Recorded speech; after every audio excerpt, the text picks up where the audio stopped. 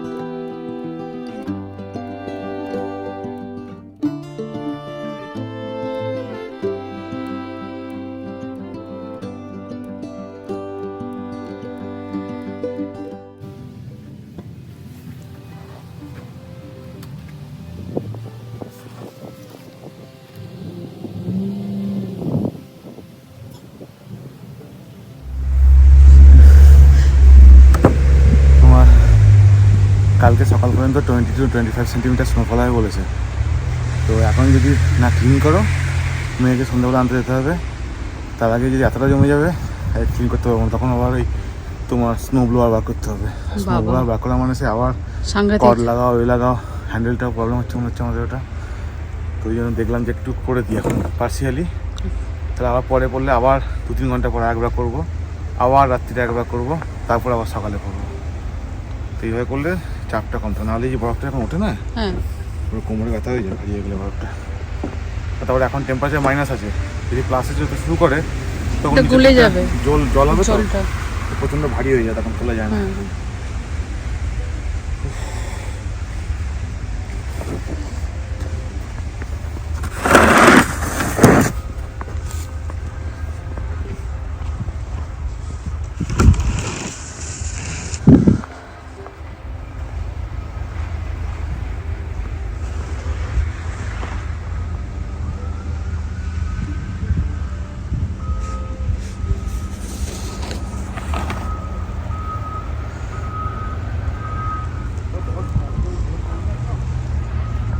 Cleaning গাড়িগুলো বেরিয়ে পড়েছে ওই যে। প্রবলেমটা যেটা হচ্ছে, হ্যাঁ, পুরো ড্রাইভারকে ক্লিন করবো, হ্যাঁ, আমাদের সামনে ওয়াকওয়ে নেই, সুবিধে আমাদের ক্লিন না করলেও চলবে, যে টাইম মতো করতে পারি। ওয়াকওয়ে থাকলে তোকে ইমিডিয়েটলি ক্লিন করে দিতে হয়, লোক হাঁটতে পারে। কিন্তু প্রবলেমটা হচ্ছে যে ক্লিনটা করে যাবো, আমাদের এখন তো রাউন্ড অ্যাবাউট ডেড এন্ড। হ্যাঁ, এই যে গাড়িটা আসবে হ্যাঁ, সব ক্লিন করার, ওটা খুব বড় অসুবিধা হয়ে ক্লিন যায়। করে সামনেটায় পুরো সমস্ত বাড়ি, যতগুলো বাড়ি আছে সামনেটা ব্লক করে দেবে। আবার গাড়ি বার করা যায় না, না সবাই করে না, কয়েকজন করে। এখানে করে দেয়, সামনেটা করে দেয়, পুরো করে দেয়। হ্যাঁ, প্রবলেম যেটা হচ্ছে যদি গাড়ি পার্ক করা থাকে সাইডে, তখন আরো বেশি প্রবলেম হয়, ওরা জায়গা পায় না। যেমন ওখানে গাড়ি পার্ক করা আছে, নর্মালি স্নোফল যখন মর্নিং চলে আসে তখন ওই রোড সাইডে গাড়ি পার্ক করতে বারণ করে। মানে এই যে ওই গাড়িটার কথা বলছো তো, হ্যাঁ, তো দাঁড়া করানো আছে। ওরা কি হয়, যখন বরফের গাড়িটা আসবে ক্লিন করতে, ও তো সাইডে ঠেলতে পারে না বরফটাকে, ও হয় বাড়ির সামনে, নাহলে যতটা পারবে করে মাঝখানে জমা করে দিয়ে চলে যায়।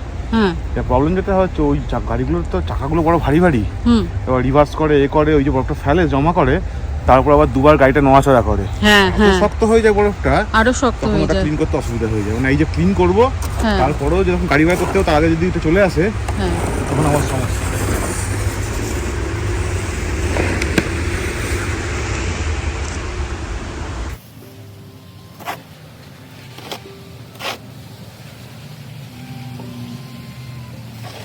এঞ্জেল স্কুলে আজকে ড্রামা আছে তো। হ্যাঁ,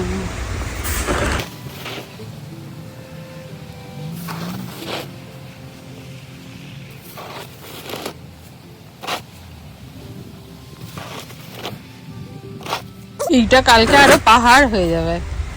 এই দিক, এই যে সাইডগুলো দিক ছড়াচ্ছ, ওইগুলোর কথা বলছি, আরো পাহাড় হয়ে যাবে। সল্ট দেবে তো।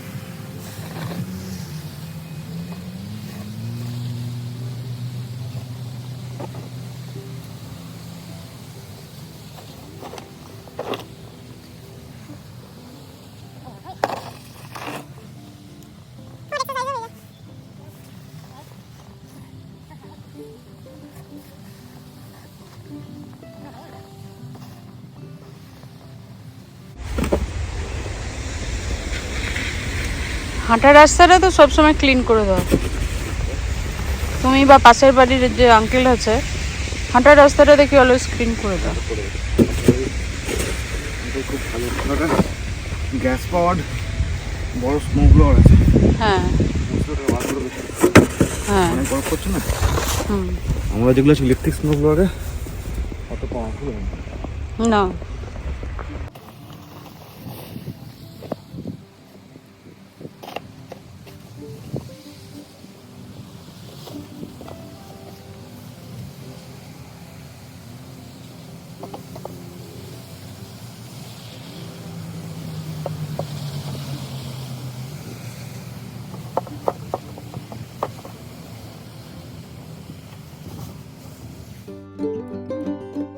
সব থেকে অদ্ভুত লাগে এই গাছগুলো, কারণ পুরো এখন ন্যাড়া হয়ে দাঁড়িয়ে আছে, একটা পাতাও নেই। স্নো যখন হয়ে চলে গিয়ে সামারের সময়টা আসবো হয়, তখন পুরো পাতায় ভর্তি। বলো,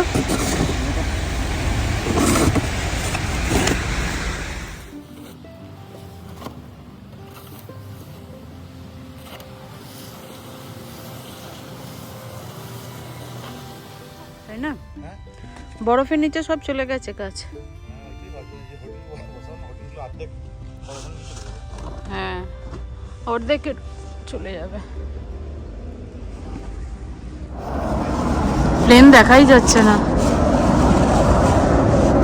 ওই তো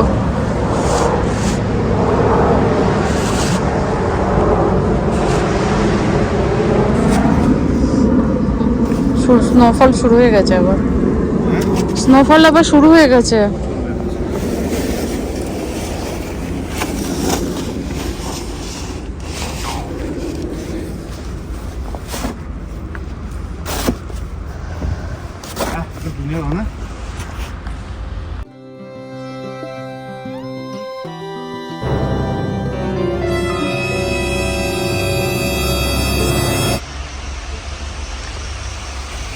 আজ সকালে উঠেই আমরা দেখছিলাম যে বাইরে বেশ ভালো বরফ জমে গেছে। কাল রাত্রির থেকে মোস্ট প্রবলি স্নোফল শুরু হয়েছে। সকালে অলরেডি একবার ক্লিন আপ করেছি আমি ড্রাইভওয়েটা, তা আবার মনে হচ্ছে বেলা একবার করতে হবে। দেখতেই পাচ্ছ যে একটা এই যে সকালে সিটির যে স্নো রিমুভাল ট্রাকটা আছে, ওরা আমাদের এখানটাতে রাউন্ড অ্যাবাউট, তো ওখানটায় একদম স্নোটা ক্লিন করে মাঝখানে একটা রীতিমতো পাহাড় বানিয়ে দিয়ে চলে গেছে।